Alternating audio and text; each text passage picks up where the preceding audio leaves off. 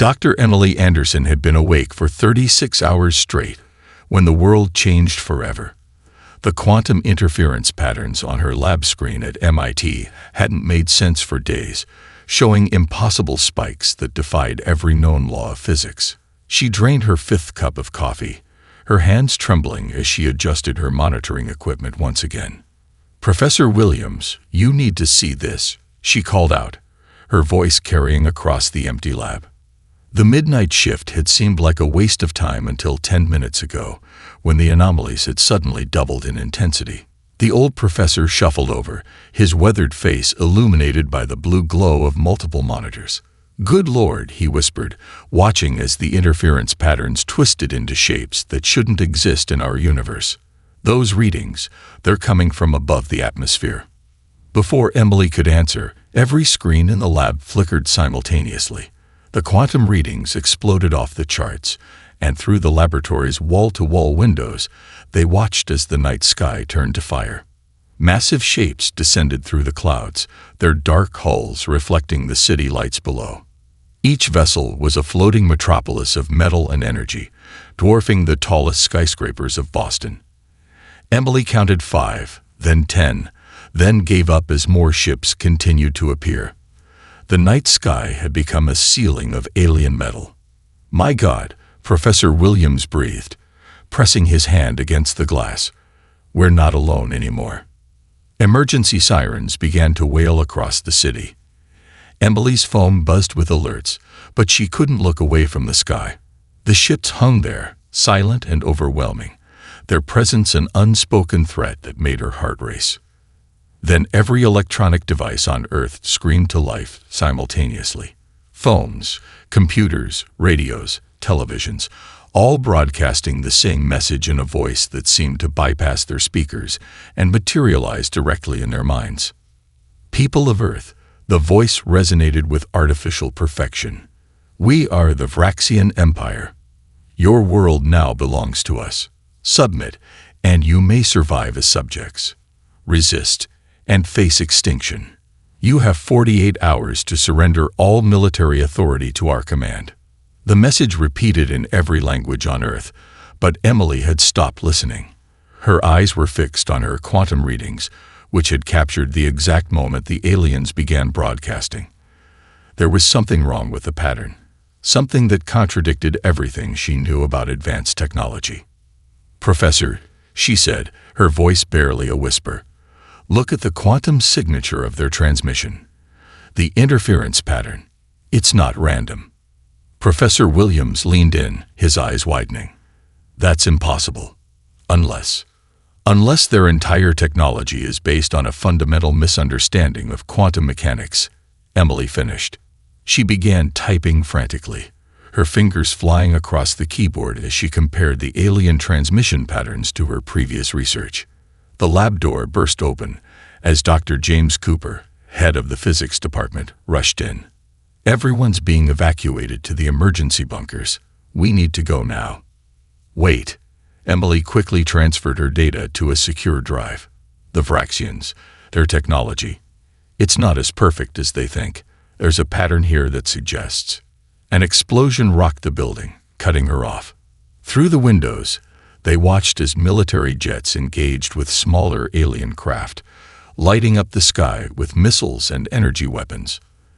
The human fighters were being swatted from the sky like flies. "Tell me on the way," Dr. Cooper insisted, already heading for the door. "The military's establishing a secure research facility beneath Mount Weather. If you found something important, that's where it needs to be." Emily grabbed her drive and laptop, taking one last look at the quantum readings. The pattern was there, a flaw in the seemingly invincible alien technology. Something about their approach to quantum mechanics was fundamentally wrong, and that wrongness was reflected in every aspect of their technology, from their communications to their weapons. As they rushed from the lab, Emily's mind was already racing ahead, connecting dots that the aliens, in their technological arrogance, had missed. Humanity was outgunned, outmatched, and facing extinction. But she had seen something in those quantum patterns, something that gave her hope. The aliens weren't gods. They were just creatures who had taken a different path up the technological tree, a path that had left them vulnerable in ways they couldn't even imagine. Now she just had to prove it.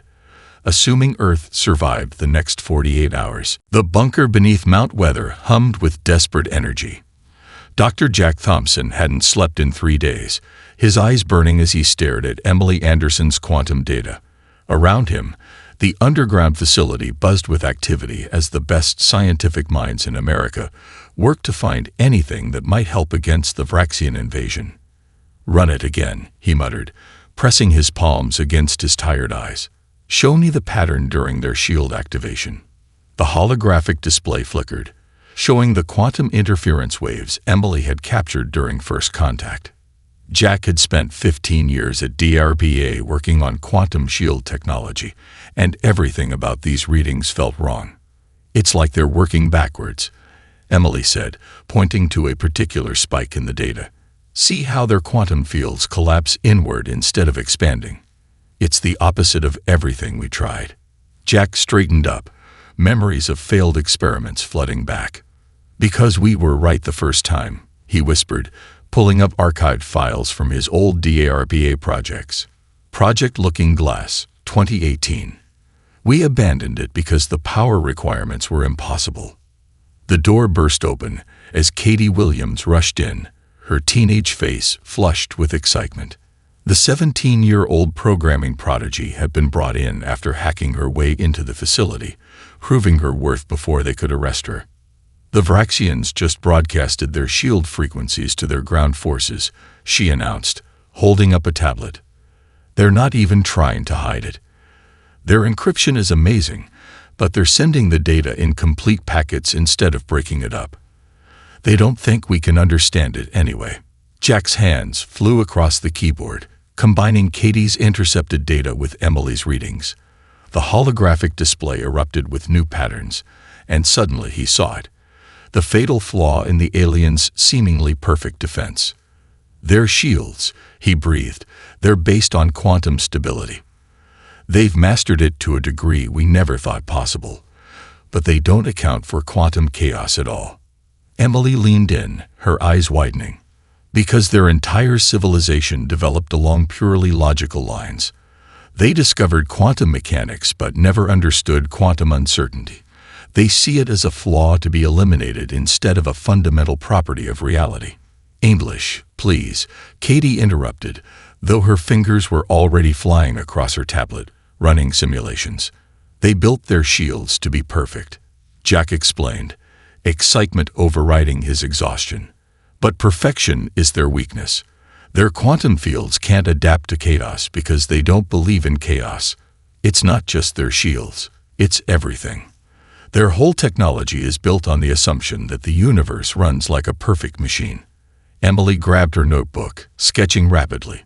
"So if we hit them with concentrated quantum uncertainty, we can shatter their shields," Jack finished, "like throwing a random number into a perfect equation. Their systems won't know how to compensate." Katie looked up from her tablet. "I've modeled it. It would work, but we'd need massive amounts of power to generate that kind of quantum interference. We're talking about city-sized generators." Jack smiled for the first time since the invasion began. "No, we don't. Because we're not trying to create perfect quantum fields like they do. We just need to create chaos." He pulled up his old DARPA files. Project Looking Glass failed because we were trying to generate stable quantum shields. But what if we reverse it? Use those same principles to generate quantum instability instead. The power requirements would be minimal, Emily realized, already calculating. We could build generators from standard electronics, simple enough to mass produce. If you can design it, I can network them, Katie added, her fingers dancing across her screen. Create a coordinated wave of quantum chaos across their entire shield grid.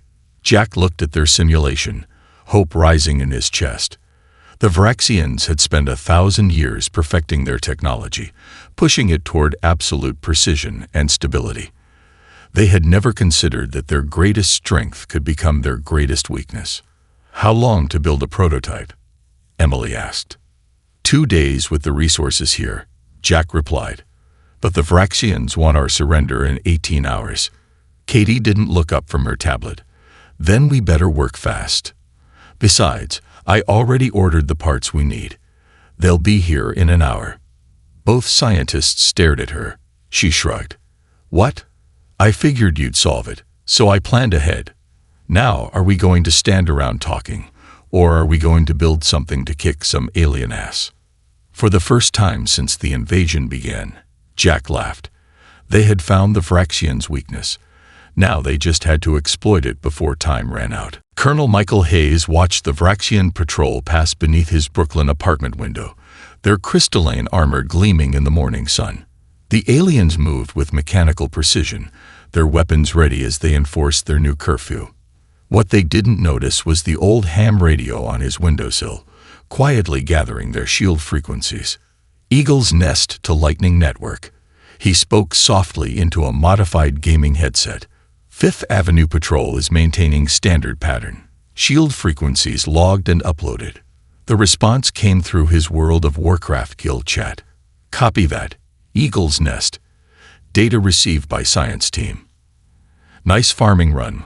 By the way, those drop rates are insane." Michael smiled. The Vraxians monitored all official communications, but they completely ignored gaming platforms and social media. They couldn't comprehend why humans would waste time on such primitive entertainment networks during an invasion. His phone buzzed with a Discord notification. Sarah Martinez, the former esports champion now coordinating resistance communications, had messaged, "Minecraft server birthday party going live in 10. Bring your friends." He logged in immediately. The seemingly innocent Minecraft server was their most secure communication hub. Resistance members used block patterns to share patrol routes, and redstone contraptions contained encoded messages about Vraxian weaknesses. "Welcome to my birthday party." Sarah's avatar jumped cheerfully. 30 other players, all Resistance members, joined the server. "Let's build something amazing." Michael watched as complex structures arose, each block placement conveying vital intelligence. A pyramid meant anti-gravity generators.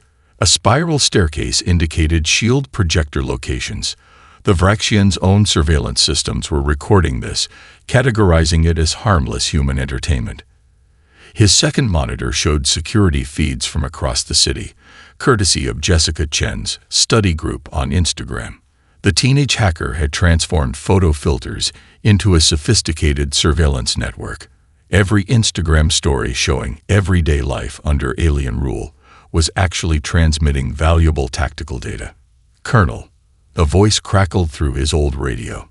"This is Basement Lab. Dr. Anderson's theory checks out. The frequencies we're gathering, they're not random. The Vraxians use exactly 27 shield configurations. They never deviate." Michael switched to a private Minecraft chat. "How long to map them all?" "Already done," came the reply. "These aliens are predictable as hell. They don't adapt or improvise. Same patrols, same frequencies, same everything. It's like they're running on rails." A new voice cut in through his Steam chat. "Colonel, Garage Team reporting. First batch of modified PlayStation controllers is ready. When these babies activate, they'll blast those shield frequencies right back at them, out of phase. Testing shows their perfect little force fields can't handle the feedback." Michael tabbed through his networks. Discord servers coordinating resistance cells, Twitch streams sharing tactical data through speedrun strategies, Reddit threads containing encrypted weapon schematics disguised as gaming tutorials. Humanity's useless social networks had become an invisible command center. His phone buzzed again, a TikTok notification this time. He opened it to find a seemingly ordinary dance video. But the dancer's movements, when decoded, revealed the location of a major Vraxian power generator. Eagle's Nest to all networks, he broadcasted through his various channels. "Operation Birthday Candles is a go. Time to light up the night." Across New York, thousands of modified devices powered up. Gaming consoles, cell phones, even electric toothbrushes, all reprogrammed to detect and record Vraxian shield frequencies. The aliens' perfect defensive matrix was being mapped by technology they considered beneath their notice. Michael watched another patrol pass below. The aliens' arrogance was their weakness. They saw humans as primitive beings playing with toys, never realizing those toys were becoming weapons. Their perfect, predictable systems were about to face humanity's greatest strength: chaos. His Minecraft avatar placed the final block in their encoded battle plan. Around the city, resistance members disguised as gamers and social media addicts prepared for action. The Vraxians had expected a military resistance: jets, tanks, missiles. Instead, they were about to be defeated by the very networks they'd dismissed as worthless. "Happy birthday to us," Michael muttered, watching the sun set over occupied New York. "Time to blow out the candles." Steve Martinez wiped the sweat from his forehead, leaving a streak of grease across his weathered face. The former NASCAR mechanics garage in rural Georgia had become an unlikely weapons factory. What looked like a pile of broken microwave ovens to the Vraxian patrols was actually the Resistance's newest shield disruption system. "Pass me that magnetron," he called to Laura Peterson. The high school science teacher had turned out to be a genius with electromagnetic modification. She handed him the modified component, salvaged from their latest raid on an abandoned Best Buy. "Latest frequency algorithms from Katie are uploaded," Laura said, checking her tablet. "These babies will match the exact shield resonance patterns the Resistance mapped in New York." The garage door opened slightly, and Marcus Reynolds slipped in. The UPS driver's brown uniform was perfect for moving components across town without suspicion. "Got another delivery from the tech teams up north," he whispered, pulling circuit boards from his pockets. "They're hidden in empty Amazon packages all across my route." Steve examined one of the boards. Dr. Anderson's quantum interference design had been simplified down to something they could mass-produce using modified gaming console parts. It wasn't pretty, but it would work. "How many we got now?" Marcus asked, looking at the rows of modified appliances lining the walls. 57 in this garage alone," Laura answered, making notes on her tablet. "The neighborhood network has close to 1,000. Every basement workshop and garage in 3 counties is building these things." Steve powered up their latest creation.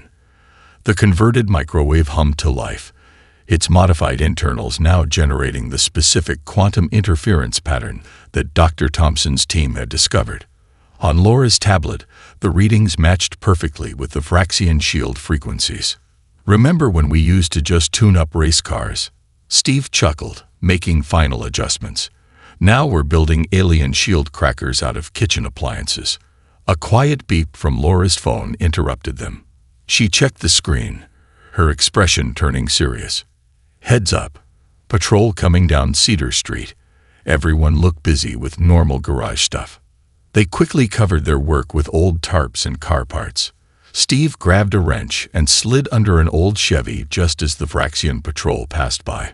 The aliens barely glanced at the primitive maintenance facility and its grease-stained occupants. "Clear," Laura whispered after a minute. "They never even slowed down. Must be nice to be so superior you don't have to worry about the local monkeys." Marcus helped Steve out from under the car. "Got word from the network. Resistance cells in 15 states are building these things now. Everyone's using different cover stories. Machine shops, repair centers, hobby groups. The aliens don't look twice at any of it. Because they don't understand how we think," Laura said, uncovering their latest batch of weapons.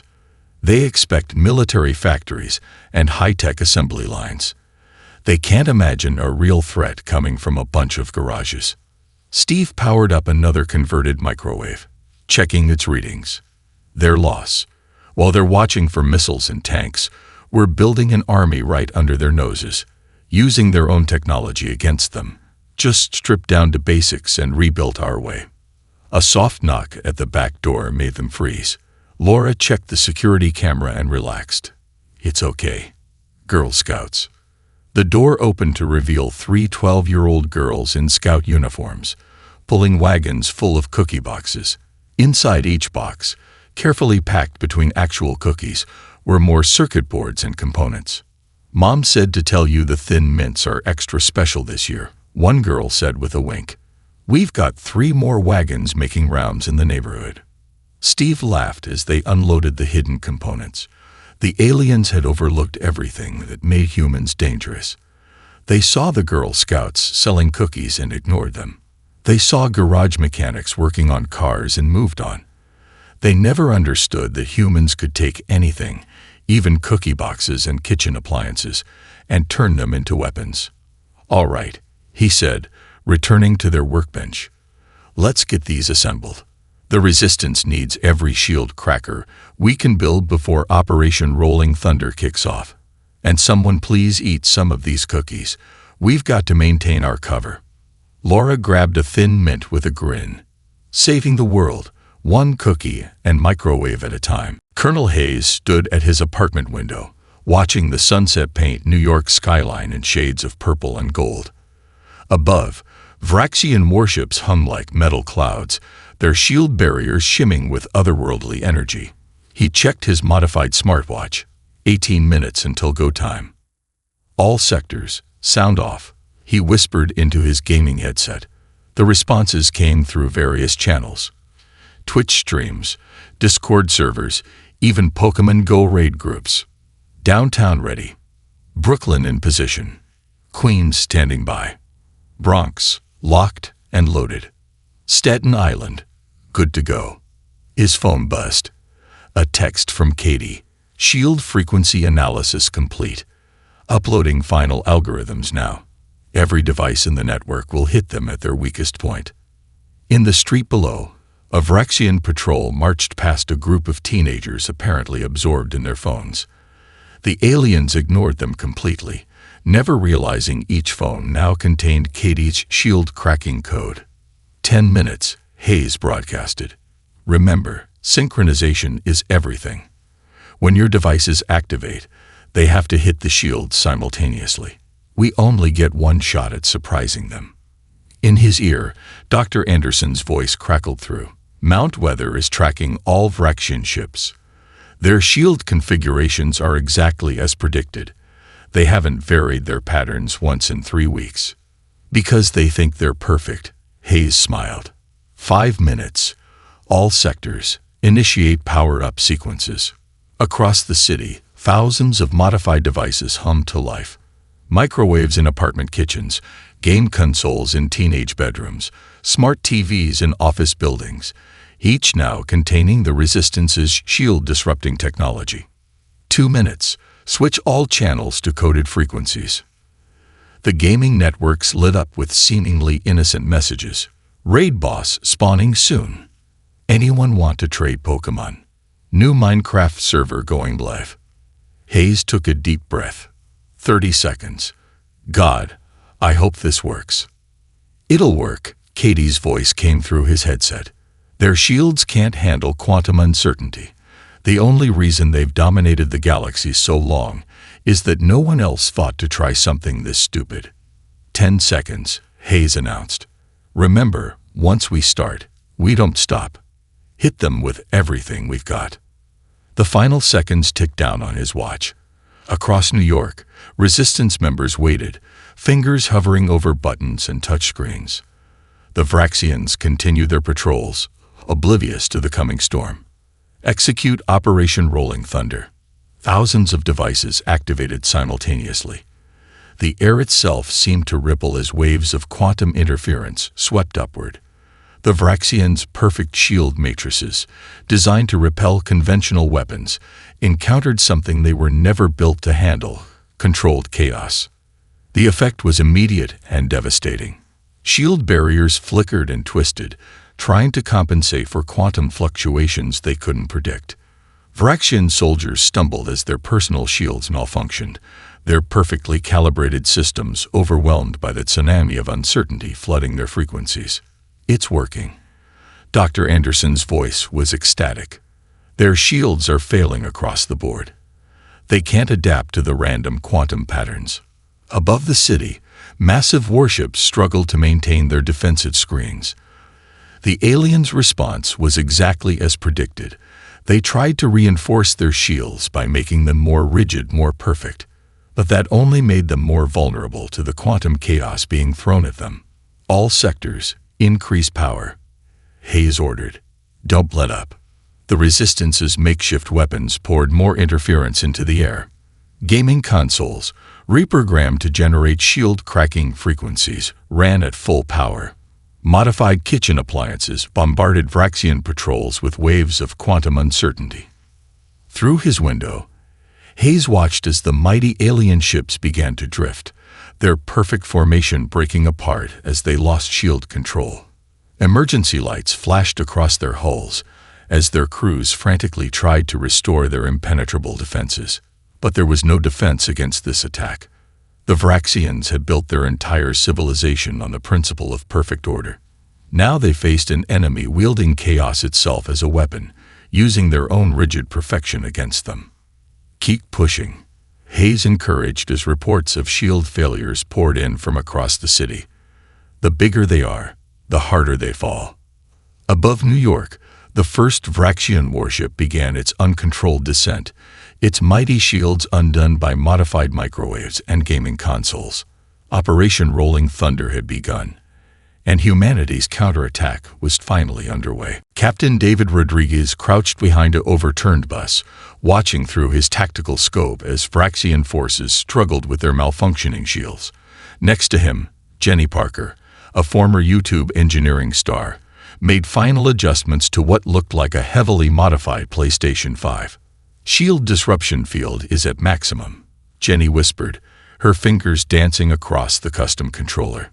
Their personal barriers are fluctuating just like we predicted. They're completely vulnerable for the next 3 minutes. David keyed his radio, disguised as a vintage Walkman. All teams, execute pattern Delta. Remember, we're not fighting a conventional war here. Hit and run, just like we practiced. Across the streets of Manhattan, an unlikely army emerged from hiding. Marines in full combat gear advanced alongside teenagers carrying modified gaming equipment. Special Forces operators coordinated with mechanics wielding repurposed garage tools. The Vraxians, used to fighting organized military units, found themselves facing an enemy that followed no standard doctrine. First wave, now, David ordered. A barrage of conventional bullets mixed with quantum disruption pulses swept the street. The aliens, their shield technology failing, took cover for the first time since the invasion began. Their perfect formation broke apart as they faced weapons they couldn't predict or counter. They're doing it again, Jenny called out, watching readings on her tablet. Trying to reinforce their shields by making them more rigid. Classic Vraxian move. When something fails, make it more perfect. David grinned. That's exactly what we want. Hit them with the frequency modulators. Civilians stationed in surrounding buildings activated their devices. Modified car stereos, ham radios, and even electric guitars powered up, each broadcasting the shield-cracking frequencies that Dr. Anderson had discovered. The more the Vraxians tried to perfect their defenses, the more vulnerable they became to the waves of controlled chaos. This is Skywatch, Colonel Hayes' voice crackled through the communications network. We've got multiple Vraxian dropships incoming. They're trying to reinforce their ground troops. Let them come, David replied. Parker, show them what that science fair project of yours can do. Jenny lifted what appeared to be a homemade Tesla coil connected to a gaming laptop. Time to introduce them to some good old-fashioned American ingenuity. The dropships descended, their engines humming with alien energy. As they approached, Jenny activated her device. Arcs of quantum-disrupted electricity shot skyward, enveloping the ships in a web of unpredictable energy patterns. The Vraxian craft, designed to handle any conventional attack, had no defense against this impossible combination of primitive and advanced technology. Direct hit. Jenny whooped as the dropships veered wildly. Their navigation systems scrambled. Their quantum field generators are completely out of sync. David watched in amazement as the mighty alien ships retreated, unable to cope with weapons that defied their understanding of proper warfare. On the ground, the Vraxian troops were falling back, their perfect formations shattered by the combined assault of military precision and garage-built chaos generators. "All units, press the advantage," he ordered. "Don't give them time to regroup or analyze our tactics." The unusual army surged forward. A group of Marines provided cover fire while high school robotics club members deployed swarms of modified drones. Special forces teams breached buildings alongside gamers using VR equipment repurposed into tactical gear. "Sir," Jenny called out, checking her readings. "They're trying to call in orbital support, but their communications are breaking down. Looks like Katie's virus is working. Their entire network is being flooded with quantum noise." David watched as more Vraxian ships retreated from the New York skyline, their crews unable to maintain stable shield configurations under the assault of humanity's improvised weapons. The aliens had expected to face a primitive military force. Instead, they were being defeated by an enemy that turned their own technological superiority against them. "This is what they don't understand about us," David said, watching his unlikely army advance. "We don't fight wars their way. We adapt, we improvise, and we overcome. And most importantly, we don't fight alone." As if to emphasize his point, a teenage girl with a modified Nintendo Switch just took down a Vraxian battle drone. The future of warfare had changed forever, and humanity was leading the way. High above Washington, D.C., Supreme Commander Vex of the Vraxian fleet faced the first mutiny in their 1,000-year history. His bridge crew watched in horror as another capital ship lost shield control and began its emergency descent to Earth. "Impossible," he hissed, his crystalline armor crackling with stress-induced energy. "They're using cooking devices and entertainment units. This cannot be happening." "Sir," his second-in-command reported, "shield configuration pattern Delta 7 has failed. Pattern Delta 8 is showing similar degradation. We cannot maintain stable quantum fields." Below them, a swarm of modified crop dusters rose from hidden airfields across Virginia. Each ancient aircraft carried jerry-rigged shield disruptors built from old radio parts and rewired satellite dishes. Their pilots, mostly civilian agricultural aviators, flew patterns that no military tactician would ever consider. "Evasive maneuvers," Vex ordered. "Deploy point defense systems." But the crop dusters were too small, too irregular in their flight paths. The Vraxian targeting systems, designed to track logical flight patterns, couldn't get a lock on aircraft that zigzagged like drunken insects. In the lid crop duster, Billy Dust Crop Johnson grinned behind his old aviation goggles. 20 years of spraying fields had taught him how to fly 6 feet off the ground while dodging power lines and trees. Dodging alien energy beams wasn't that different. "Scarecrow Squadron, execute scatter pattern," he called through his converted CB radio. Just like dodging grain silos back home. The squadron split apart, each pilot flying their own chaotic path. Modified fertilizer sprayers mounted under their wings dispensed clouds of quantum-disrupting particles, directly targeting the frequencies Dr. Anderson had identified. Aboard the Vraxian command ship, alarms blared as shield integrity dropped below critical levels. "Sir," a sensor operator called out, "their particles are matching our shield resonance exactly. But the dispersion patterns make no sense. They're completely random." "Because they're not following any pattern," Vex realized, finally understanding. "Each of their pilots is acting independently, creating chaos we cannot predict." Another explosion rocked the ship as their secondary shields failed. Through the command viewport, Vex watched in disbelief as his mighty fleet was undone by ancient aircraft that should have been in museums. In the skies around them, more crop dusters joined the attack. They flew through gaps in Vraxian formations that shouldn't have existed, exploiting blind spots that no logical military force would leave open. Their primitive weapons bypassed advanced alien defenses simply because they operated outside of any rational combat doctrine. "Sir," his second-in-command's voice shook, "we're receiving surrender signals from the Eastern Fleet Division. Their crews, they're refusing to continue fighting." Vex slammed his armored fist into his command console. "Cowards. These humans are savages. Their victory defies all logic. That's why they're winning. A junior officer dared to speak. They're not trying to match our technology. They're using our own perfection against us. On his tactical display, Vex watched more of his ships losing shield control. The humans had found their one weakness, their absolute dedication to technological perfection. While the Vraxians tried to maintain perfect shield harmonics, the humans simply created chaos that no perfect system could handle. Multiple hull breaches, an engineer reported. The quantum disruption is spreading through our power grid. We can't maintain stable containment. Below them, Billy's squadron regrouped for another pass. His ancient biplane, held together with duct tape and determination, carried weapons that were defeating the most advanced shields in the galaxy. One more run, he called to his pilots. These aliens never learned the first rule of crop dusting. Sometimes you gotta fly ugly to get the job done. Vex watched the primitive aircraft approach, finally understanding humanity's true strength. His civilization had spent a millennium perfecting their technology, making it flawless and predictable. But in doing so, they had lost the ability to adapt, to embrace chaos, to find strength in imperfection. All ships, he broadcast on all frequencies, his voice heavy with defeat, initiate emergency landing protocols. The battle for Earth is lost.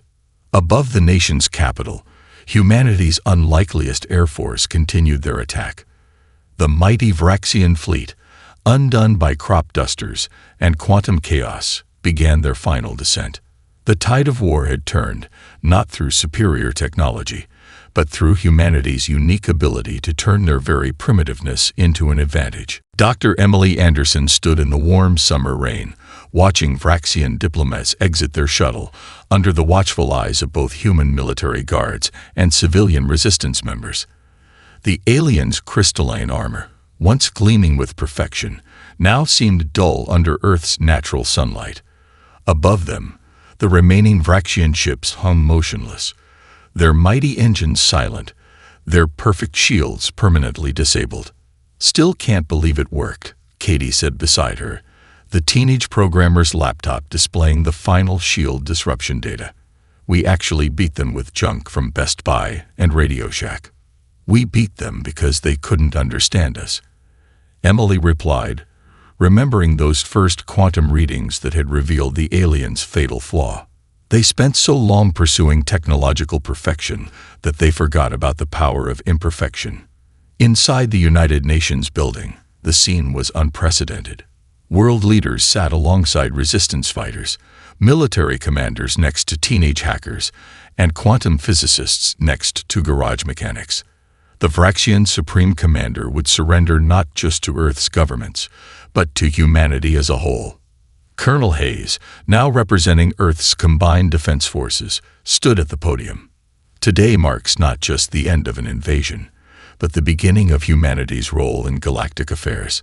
The Vraxian Empire's surrender includes full access to their technological database, their star charts, and their faster-than-light dry systems. Steve Martinez whispered to Laura Peterson, "Bet they never thought their tech would end up in a Georgia garage." Supreme Commander Vex approached the podium, his movements stiff with barely contained humiliation. For 1,000 years, the Vraxian Empire stood unchallenged. Our technology was perfect. Our strategies were flawless. We had never known defeat. He paused, looking across the diverse crowd. We were wrong. Dr. Jack Thompson, sitting with his old DARPA team, smiled as Vex continued. Humanity taught us that perfection is a weakness. While we made our shields impenetrable to any logical attack, you simply changed the rules. While we relied on absolute precision, you embraced chaos as a weapon. Our perfect formations were undone by crop dusters. Our unbreakable codes were bypassed by children's games. Our mighty warships were defeated by modified kitchen appliances. Captain Rodriguez, seated with his unlikely unit of soldiers and civilian engineers, watched as more alien diplomats arrived. But these weren't Vraxians. They were representatives from other galactic civilizations, come to witness humanity's emergence onto the cosmic stage. The galaxy is changing, Vex announced. Already, worlds under Vraxian control are declaring independence, inspired by Earth's victory. They're learning what humans seemingly never forgot, that true strength lies not in perfection, but in adaptation. Not in purity, but in diversity. Emily noticed Jenny Parker live-streaming the event on her rebuilt YouTube channel, with millions watching worldwide. The chat was filled with messages from young engineers sharing plans for new devices, combining human creativity with Vraxian technology. As per the terms of surrender, Vex concluded, the Vraxian Empire cedes all territorial claims to Earth and its solar system. Furthermore, we acknowledge humanity's right to develop spacefaring technology and establish colonies beyond their world. The age of Vraxian dominion is over. The age of human innovation has begun. The chamber erupted in cheers, but Emily was already thinking ahead.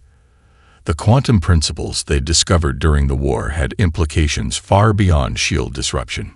Humanity would enter the galactic community not as primitive newcomers, but as innovators who saw possibilities where others saw only imperfection. Outside, Billy Johnson watched from his crop duster's cockpit as celebration fireworks lit up the sky, where Vraxian warships had once hung like doom. His ancient aircraft, still fitted with its jerry-rigged shield disruptor, was headed for the Smithsonian the next day. "Quite a view, isn't it?" Colonel Hayes asked, approaching the airfield. "Sure is," Billy replied. "Think they'll ever understand what really beat them?" Hayes looked at the celebrating crowds, soldiers and civilians, scientists and mechanics, adults and teenagers, all united in victory. Probably not. They spent too long trying to be perfect. They forgot that humanity's greatest strength is our beautiful imperfection. As the sun set on humanity's first day as a galactic power, satellites picked up transmissions from distant worlds. Other civilizations, inspired by Earth's victory, were beginning to question the Vraxian way of perfect order. A new age of chaos, creativity, and innovation was dawning across the stars. And it all started with a quantum physicist who saw beauty in uncertainty, a teenager who turned games into weapons, and a crop duster pilot who proved that sometimes the best way to fly is ugly.